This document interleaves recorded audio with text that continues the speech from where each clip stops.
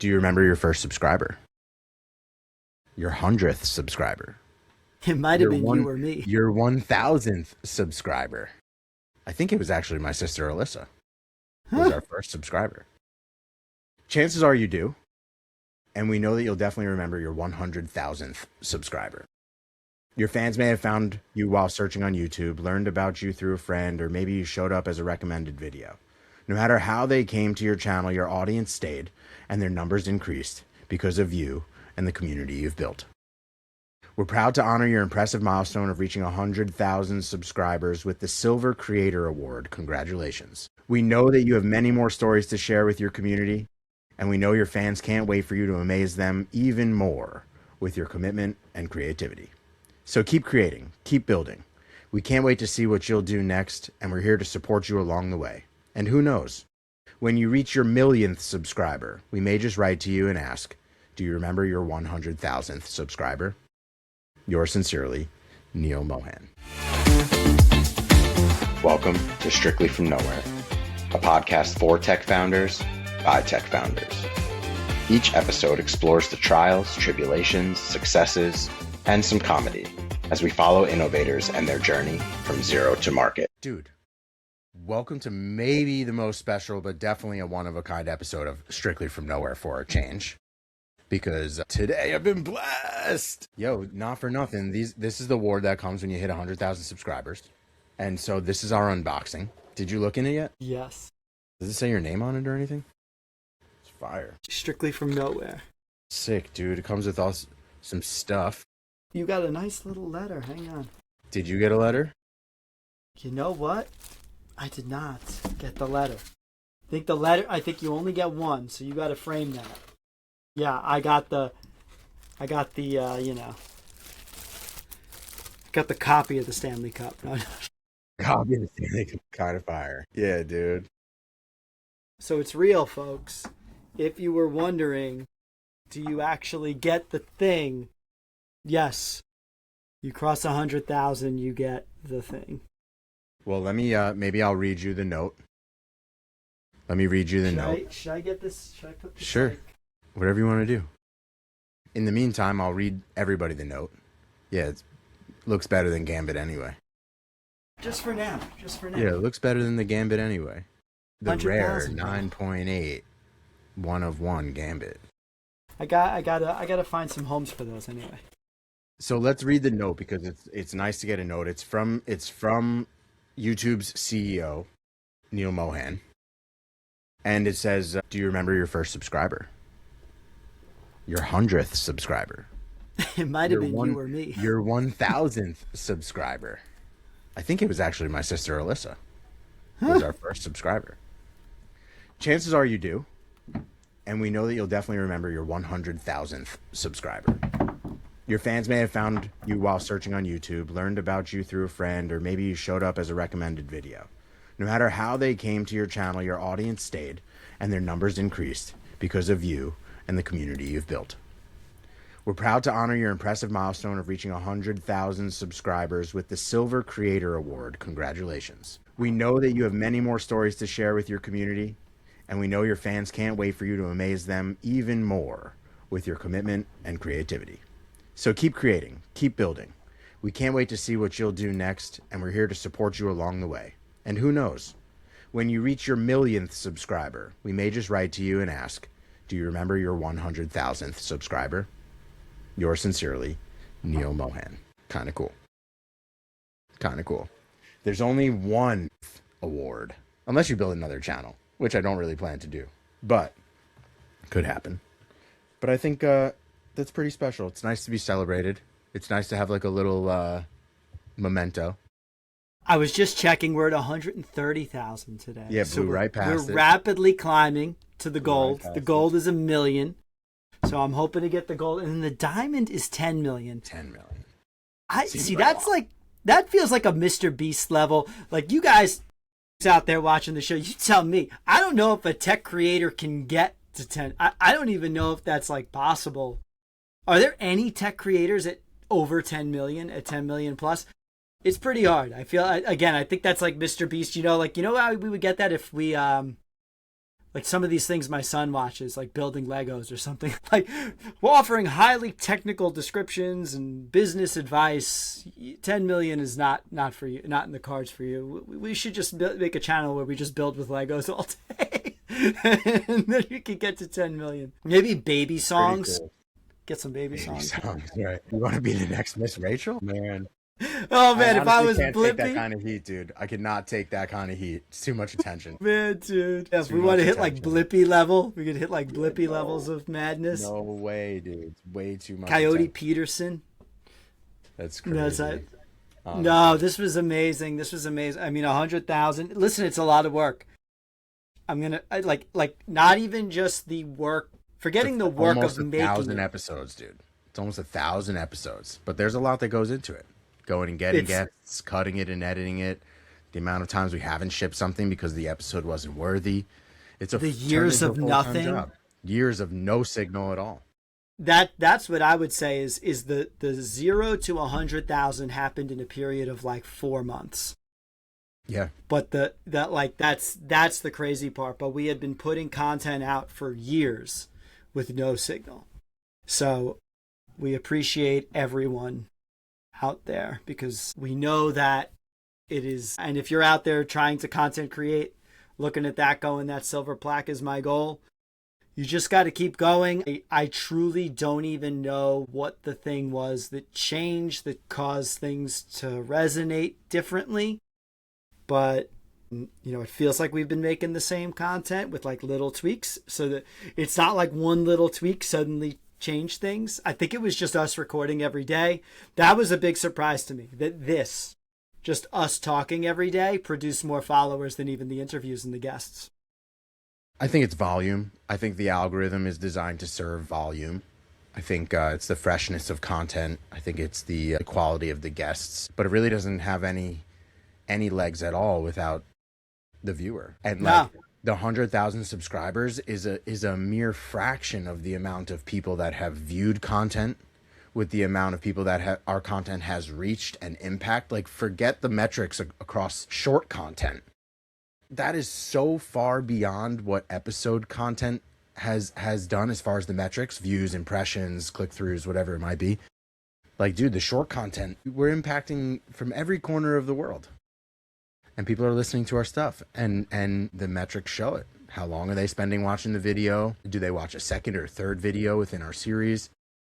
But none of this really happens without the subscriber, without the community.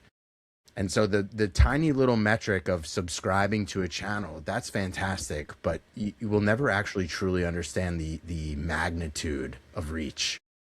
And so that's kind of humbling.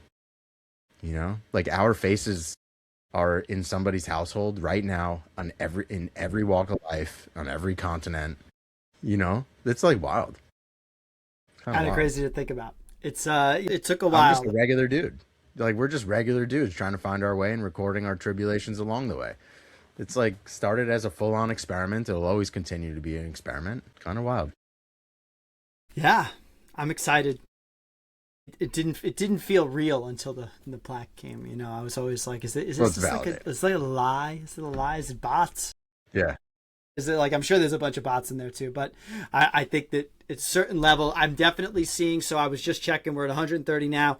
We have comments. We've got more, like, the engagement is going up too. That kind of trails the subscribers. So for people building your channel, I would say that like the rising comments and likes and engagement sort of trails that subscriber number, but it does it obviously, with more numbers, more reach, it starts to happen. So it's really, really, really cool. It's brought in leads for the business too, which is kind of wild. So there's a lot to be said for the social media method, but it can be very hard if you just started the journey today or a week ago or 6 months ago.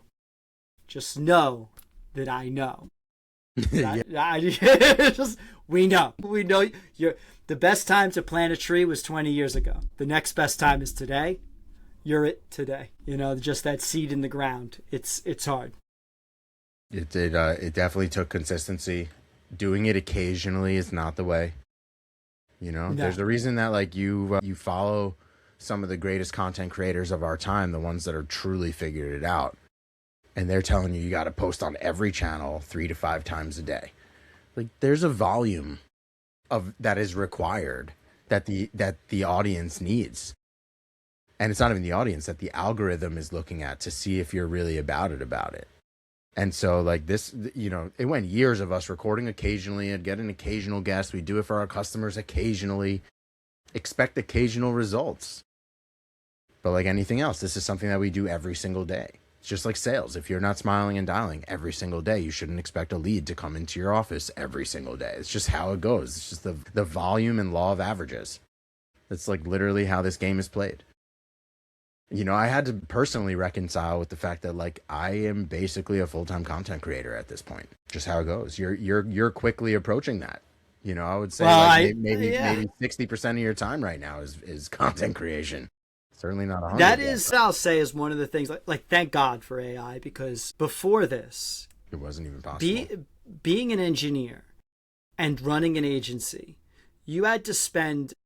It's like you had to work on the project that you were working on, and then you had to spend a percentage of your time trying to find the next project, and then doing the social media content and blogging and going to conferences and doing all these things. And then you gradually build up a team.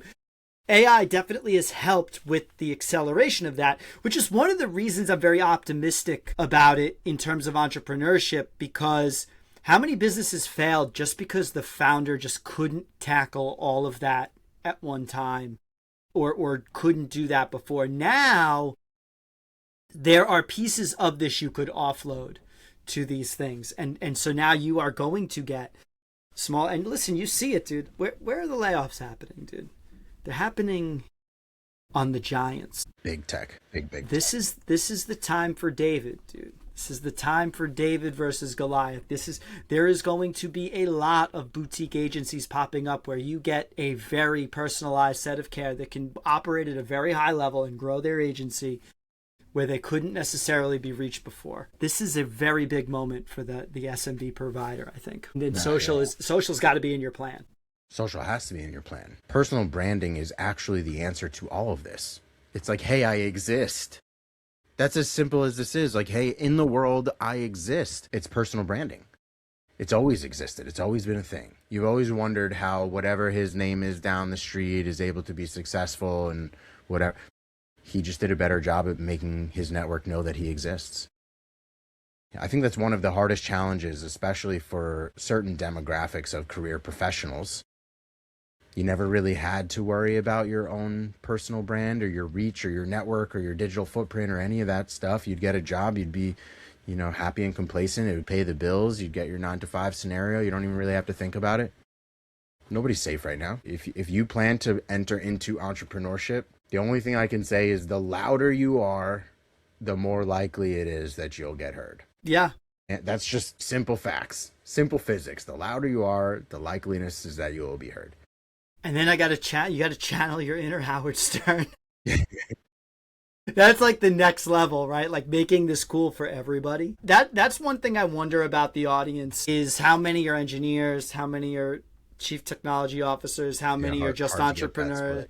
Yeah, versus like, yo, I just like the channel and I'm not an entrepreneur of any kind, or I'm not even in tech. Because I do try, especially in CTO Confidential, I try to raise the technical bar a little bit from what we talk about here, but I don't try and get it so high. I still want it to be accessible to both audiences in some respect. So it's hard to get that metric. Like that's even here too. I try and make it accessible to the entrepreneur, the technical entrepreneur. How do you get into that space? You know, those are the next. I don't think we have that. You don't really get those kind of metrics out of YouTube, really. We hear that from people. So again, comment, because we want to hear more of what you want to hear, because we'll bring in more guests in that space. We'll talk more about those types of things. I love like a question, like an AMA type format, like, dude, crazy questions. Bring them out. Bring it on. Nothing we won't answer. That's right. And I think it's really just about more is essentially more in this equation. Now we're up to 5 shows under the Strictly From Nowhere umbrella. You know, there's a purpose for each one of those shows, and one show may be for somebody that another show is not for somebody. And so this really is just a goal of like being as valuable and providing as much wisdom and knowledge and access to all walks of life. You know, everybody, if I've learned one thing over hundreds of episodes, hundreds of guests, hundreds of entrepreneurs, everybody's an entrepreneur. Everybody is an entrepreneur at heart. It is, you know, there's a difference between being an entrepreneur businessman. There's a difference between being a founder. But like at its core, just walking through life, you must be your own advocate. That's entrepreneurial. You must have your own voice, your own opinions. You must make your own way in the world. Those are all like the core things of being an entrepreneur. Everybody is always selling or buying something. Like no matter what, you're selling or buying something. You're either being sold or selling to.